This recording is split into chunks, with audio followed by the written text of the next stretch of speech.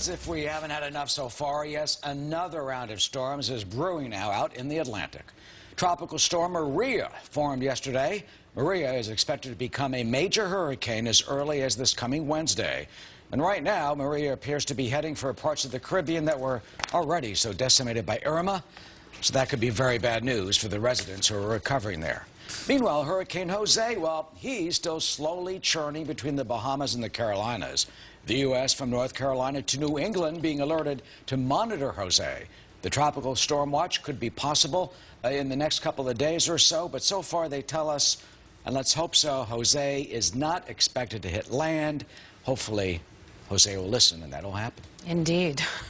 Thanks, We're Eric. going forward. We're going forward with the understanding that we can work with the White House to come up with an agreement that includes DACA, that includes citizenship for those who are protected under the DREAM Act. Well, I think there's a desire to come to a conclusion here on both sides, and Senator Durbin just mentioned border security as part of the understanding. Well, President Trump shaking things up, reaching across the aisle to work with Democratic leaders Chuck Schumer and Nancy Pelosi on overhauling immigration policy. Now, is bipartisan deal-making drawing backlash from some Republicans, but GOP Senator Tom Cotton says no deal has been made yet and that the president has not given up on his promise of a border wall. Listen. The wall is really a funding matter. We'll have a government funding debate later this year. If you want to give legal status to these 700,000 or so people who are in their 20s and 30s now that came here illegally as children, that's a permanent and irreversible change to American law.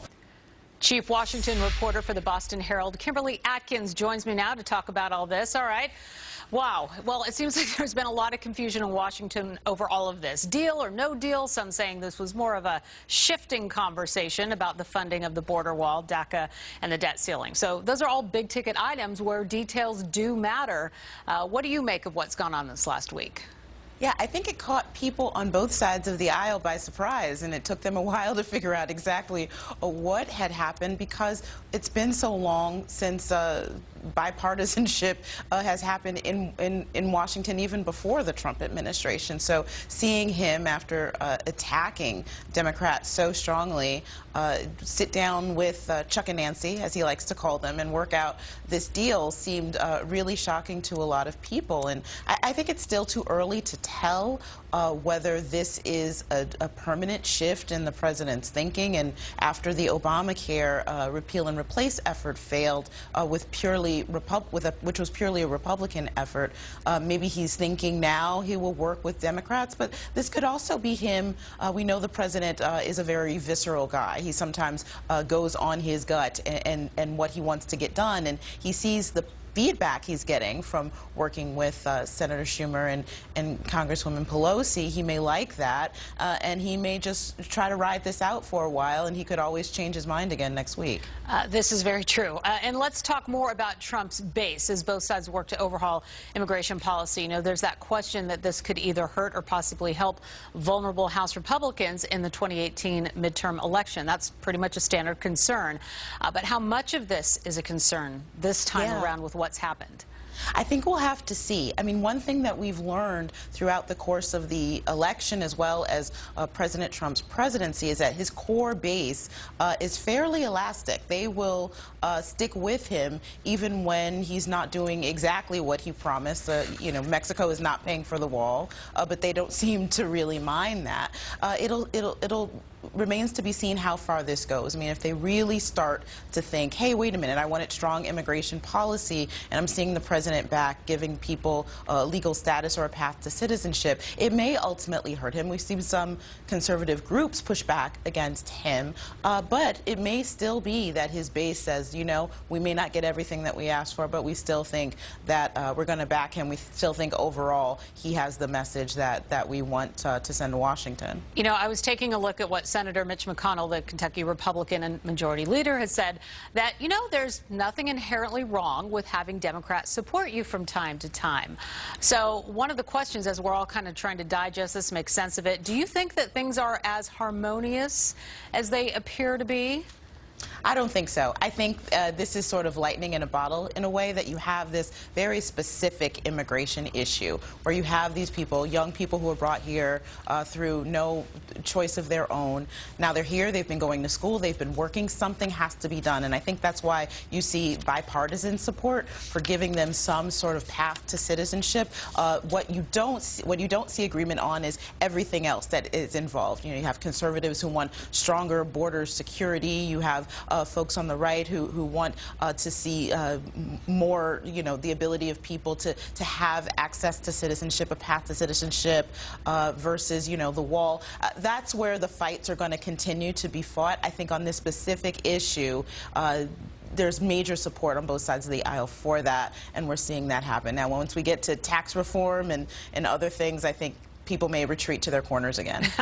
I was also looking at what Nancy Pelosi had to say, that the discussion she had with the president, Mr. Schumer, was a, quote, one-by-one thing, but that it could conceivably grow into more. Now, I know you said it's too soon to tell how this is all going to shake out, but do you think that there's a chance we could see more of this? As you mentioned, Mr. Trump seems to like the press that he's gotten, knowing that they're working together. Yeah, sure. Look, Democrats don't have anything to lose here. Remember that. They're in the minority party. They really can't do anything without Republicans' help. So if there's some place they think they can do something, especially ahead of the midterms, they have to have something to brag about to voters when that time comes around, they're going to take this chance. Even if some Democrats don't like them working with the president, I think overall they have a lot less to lose, and potentially the president does. If he goes so far to work with Democrats, it starts to erode support in his core base. All right. Well, we'll see how it plays out. Kimberly Atkins, thanks so much for being with us today. Good to have you. Thank you, Laura. All right, thank you. Laura, it turns out that immigration is not the only issue where the president's suddenly reaching across the aisle. As Congress works on its next big legislative push, tax reform, the White House says it wants that to be a bipartisan effort. We'll have a report from Washington on the latest progress. Plus, what will President Trump tell the United Nations on Tuesday when it comes to Kim Jong-un and North Korea's increasing nuclear threats? He's preparing to address the UN General Assembly. Coming up, Gordon Chang on what the president may say and what the president should say. But I think we ought to make clear what's different about this approach is that we're out of time, right? As Ambassador Haley said before, we've been kicking the can down the road and we're out of road.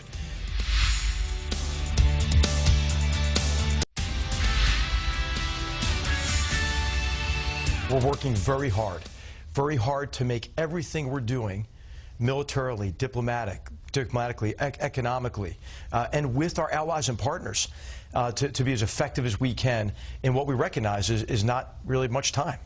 That, of course, is National Security Advisor H.R. McMaster saying the U.S. needs to move quickly to address the increasing nuclear threat posed by North Korea. This comes as President Trump will make his first address to the United Nations this week on Tuesday at the annual General Assembly gathering of world leaders here in New York. There's a lot of speculation over how he will respond to the regime's provocative actions and what he will say and propose. For more on this, let's go to Gordon Chang, who's author of The Nuclear Showdown: North Korea Takes on the World, and is a North Korea expert. Gordon, good to see you. Thanks, Eric. What do you expect the president will say on Tuesday? Well, he's got to talk about North Korea because, if nothing else, the North Koreans are going to be in the front row. So he's got to say something. And I think in order to have an effect, he's got to say something we haven't heard, which means he needs to be specific. The senior officials have been saying that he's also going to talk about accountability, but they haven't told us what that really means.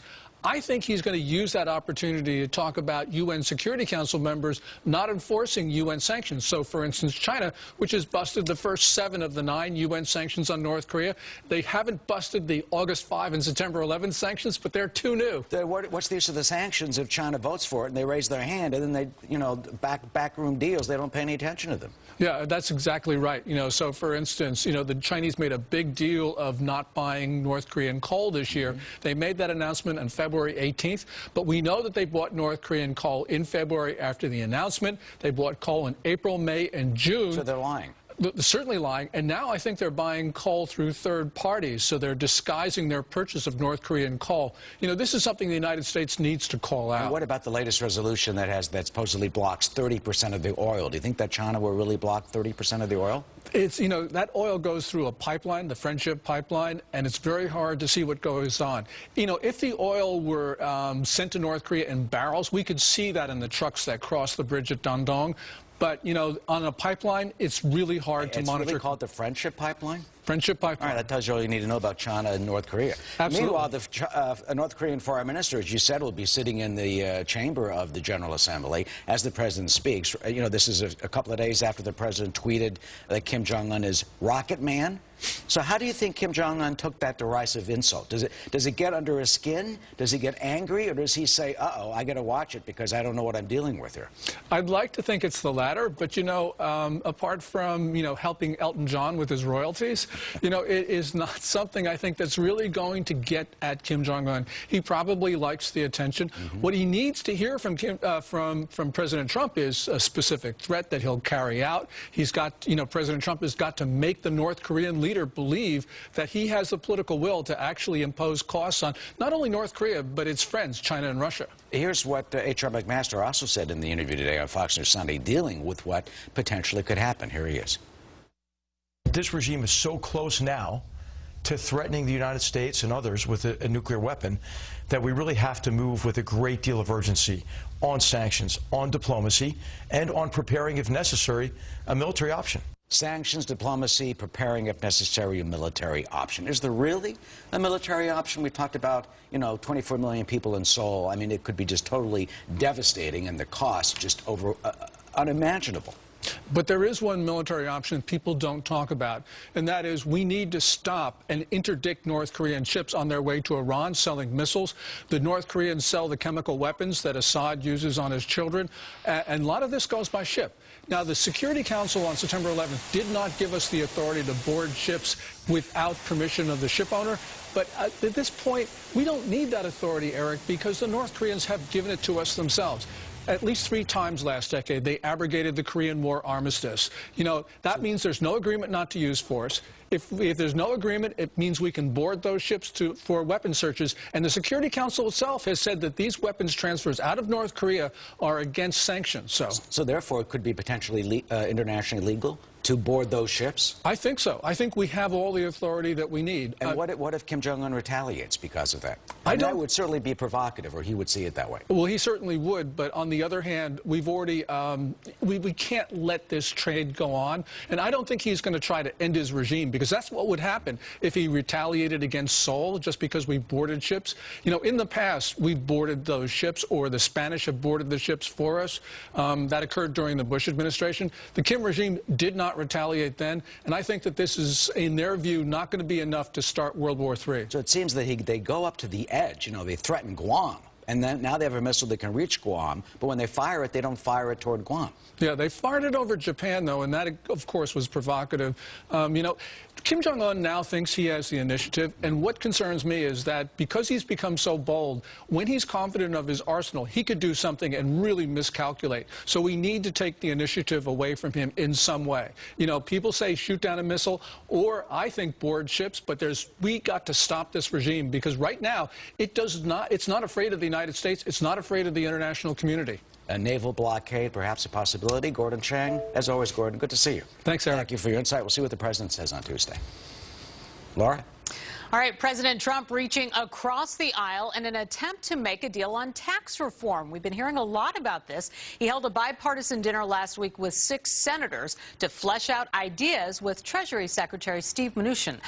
Ellison Barber has the latest from Washington. Tax reform is arguably the most important legislative issue for the White House this year. It's top of their to-do list, but far from an easy task. House Republicans say they'll release details of their plan the week of September 25th. Details about our business and individual rates that we propose going forward on tax reform, a dramatic simplification of how we tax so families can keep more of what they earn, and our businesses can compete anywhere in the world and win, especially here at home. A small group of Republicans are negotiating tax reform, the so-called Big Six. Kevin Brady, the chair of the House Ways and Means Committee, is part of the group. But before tax reform, Congress needs to settle on a budget resolution.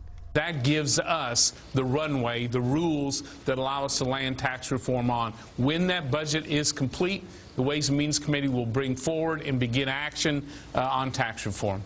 The White House says they want tax reform to be bipartisan. Senate Minority Whip Dick Durbin had this to say on Fox News Sunday. There will be differences, but that's what the Senate is all about. Sitting down with Democrats and Republicans, and the Republicans are in the majority, and really working out an amendment process that comes to a conclusion where both sides have to compromise to some degree.